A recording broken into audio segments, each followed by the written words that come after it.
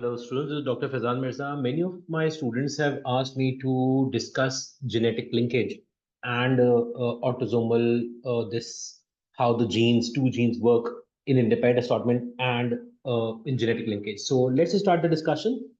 Here, I'll be covering with you independent assortment of chromosome and alleles together with genetic linkage, and I'll pass up a question for that. Let's suppose I'm discussing two genes at a time.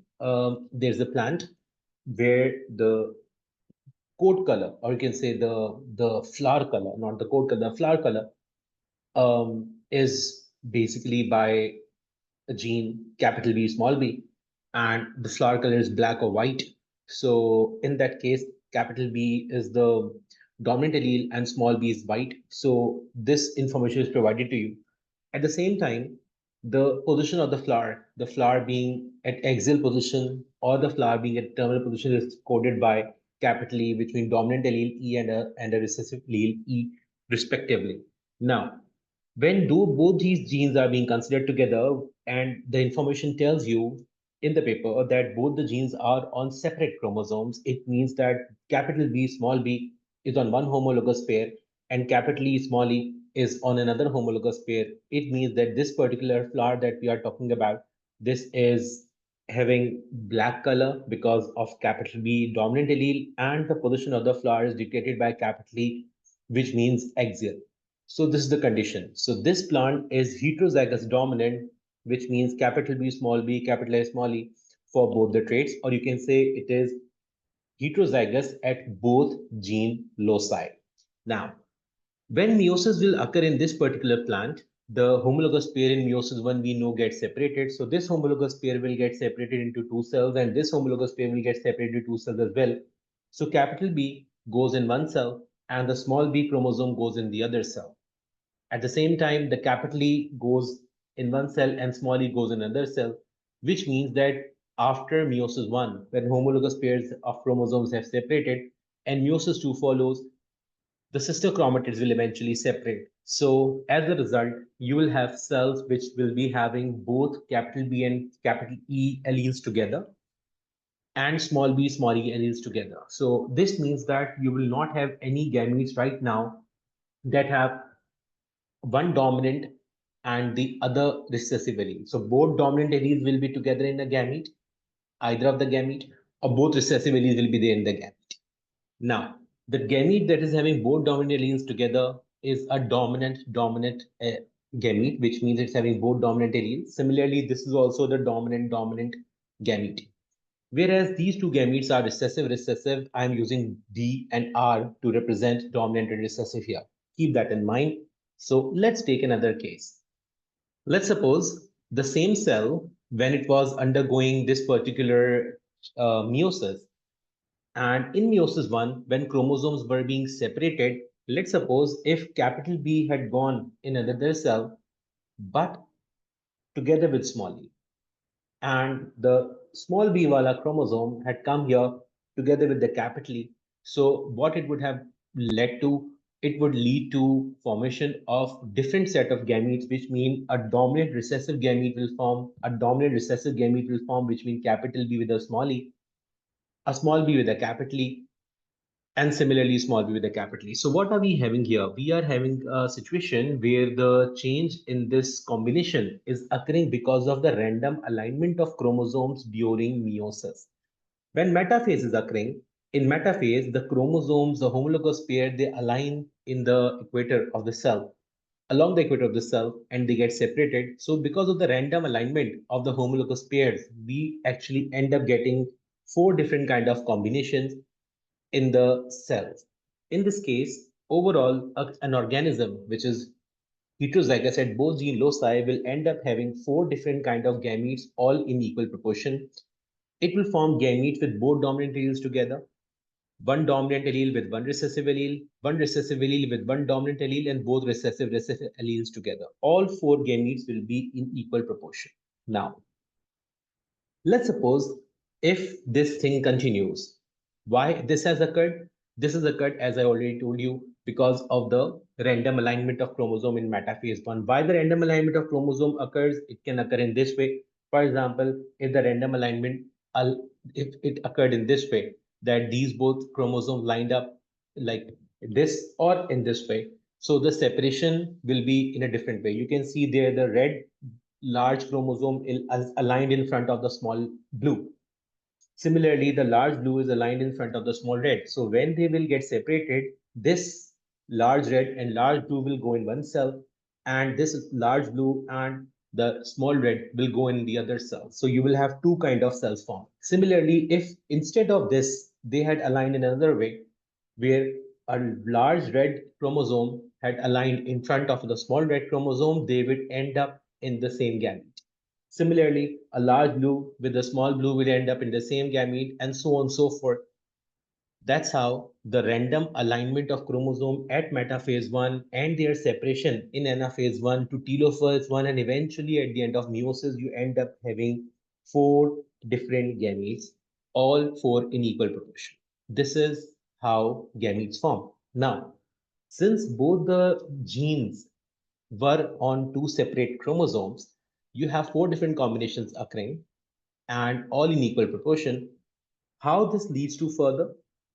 Let's suppose if this was an independent assortment case. In independent assortment case, we mean that this condition was that let's suppose this particular, let's take an example here.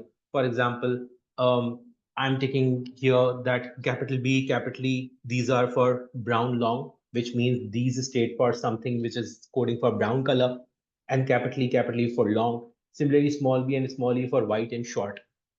What will happen here?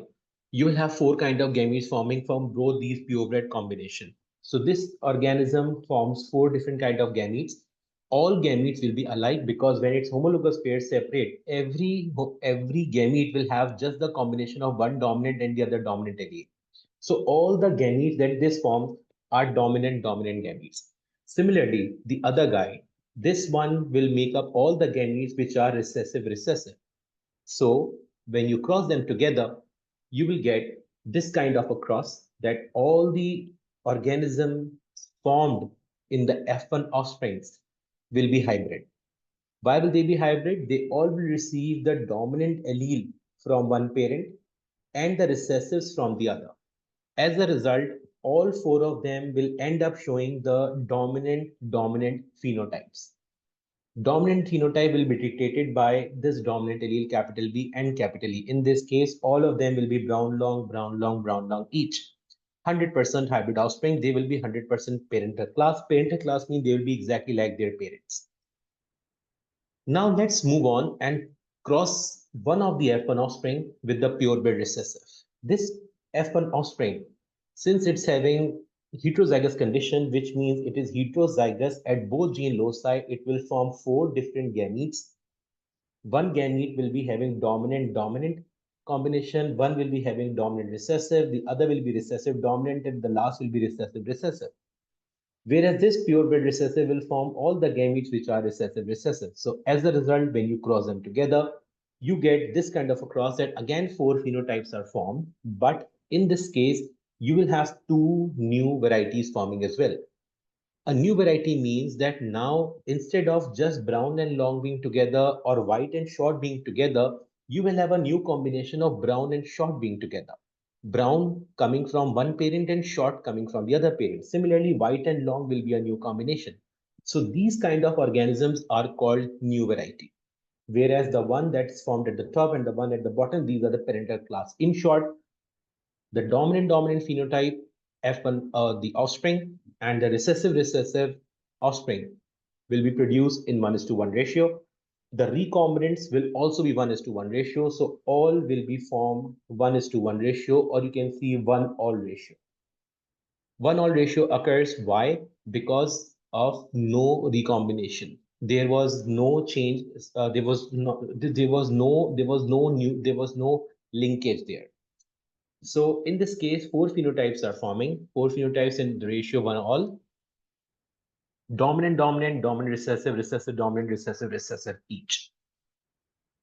Now, if we move on and we cross them in this way, we cross F1 offspring together with the F1 offspring, which means heterozygous at both gene loci being crossed with one another. What you will get? We will get the ratio 9:3:1. This 9:3:3:1 ratio is of 9 phenotypes being dominant, dominant brown long, 3 being brown short, which means dominant recessive, then white long will be recessive dominant, and 1 will be white short recessive recessive. In this case, if on paper you are getting 9:3:3:1 ratio, this means both the genes capital B and E are following independent assortment. They are not linked with one another. When they are not linked with one another, you will always get the ratios of 9:3:3:1 when you cross F1 offsprings together, or you will get the ratios of 1 all when you cross one F1 offspring, which is heterozygous for both loci, and purebred recessive together. This is the chart for independent assortment. Whenever you will cross for independent assortment, this is the kind of thing that you will get. The 9:3:3:1 will always be the dominant. Dominant ones are the blue here, which I've represented with the blue shade. And the orange ones will be the one which are showing to you the dominant recessive trait. The green ones here will be showing the recessive trait, sorry, recessive dominant trait. And the last yellow will be recessive recessive. So this is the 9:3:1 ratio. This means the independent assortment is being followed. Now, when we are taking inheritance of two traits, similarly, let's take an example of, for instance, you are having a feature of length of stem and shape of leaf. If you are having these two conditions here, length of stem and the shape of leaf, so these are the traits here, purple stem and green stem, cut leaf and potato leaf. If both the genes A and DD are on two separate chromosomes, this is the kind of cross outcome that we can expect. If both heterozygotes are crossed together, you get 9:3:3:1, which means purple cut, green potato, both come in 9 and 1, dominant, dominant, recessive, recessive, and 3, 3 each will be both recombinants. Similarly, in this case of a heterozygous crossed with a purebred recessive, you will have the ratio 1:1:1:1. In this case, again, the parental class and recombinant variety will be in equal proportion. If either of them is being followed, it means both the genes A and D or A and E, whatever you are using, they are following independent assortment. Let's suppose if the gene AADD are on the same chromosome and they are following autosomal linkage. If they are following autosomal linkage, then the ratios will not be followed. 9:3:3:1 will not be followed, 1 all will not be followed. What will be followed? If you cross two heterozygotes together, you will get 4 phenotypes, but the phenotype ratio will have dominant, dominant, and recessive, recessive way more than the dominant, recessive, recessive, dominant phenotype, which means 9:3:3 may be followed, but this last one will not be one. This will be way larger than that. Similarly, if you cross the heterozygous with the purebred recessive, you will get 4 phenotypes here as well. But again, the phenotypes will be like dominant, dominant will be more, recessive, recessive will be more, recombinant will be less. In short, when autosomal linkage is occurring between the two genes, the recombinants produced are less. Always the recombinants produced will be less, whereas the parental class will be produced as more in number. This question here from October-November 18, variant 41, deals with Drosophila, where two genes are shown to you, and you can read this thing from here. Capital G is coding for gray color, small g is black, capital R is for red, and small r is for brown. Now, they're asking you to draw a genetic diagram of a cross between two heterozygotes, which means you are crossing these guys together. When you're crossing them together, we can expect both of them to form 4 different kind of gamete. One will form capital GR, then capital G with a small g with a capital R, and small g with a small r.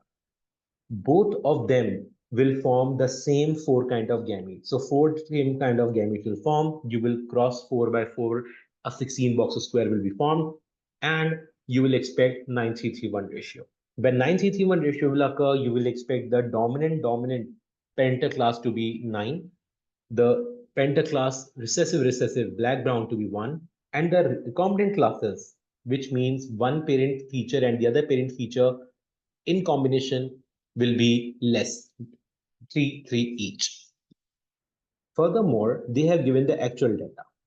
This data provided to us shows to you that gray and red is produced in 123 number.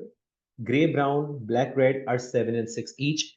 We can expect that yes, this resembles 933, but the last one, is it 1 or not? No, it's not 1. If it was 1, it should have been lesser than 7 and 6. So the ratio 9331 is not being applied. On paper, when you do the cross, in theoretically, or you can say theoretical condition, when we perform a cross between the two heterozygous states, we expect the 9331 ratio to occur because we expect the two genes to be on the separate chromosomes.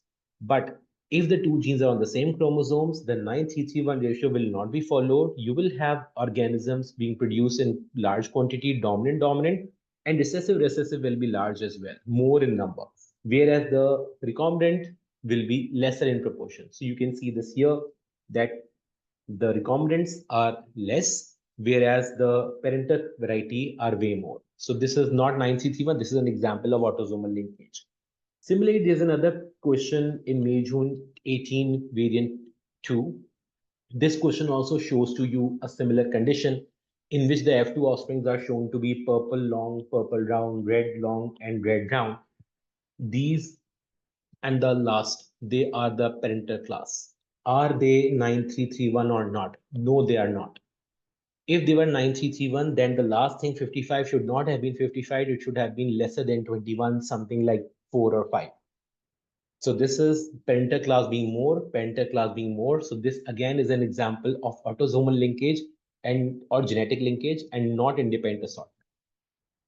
I hope this video was helpful for you in understanding the basic concept of how these things work and how these combinations can be expected when we are discussing the genetic process. That's all from my side. Thank you so much.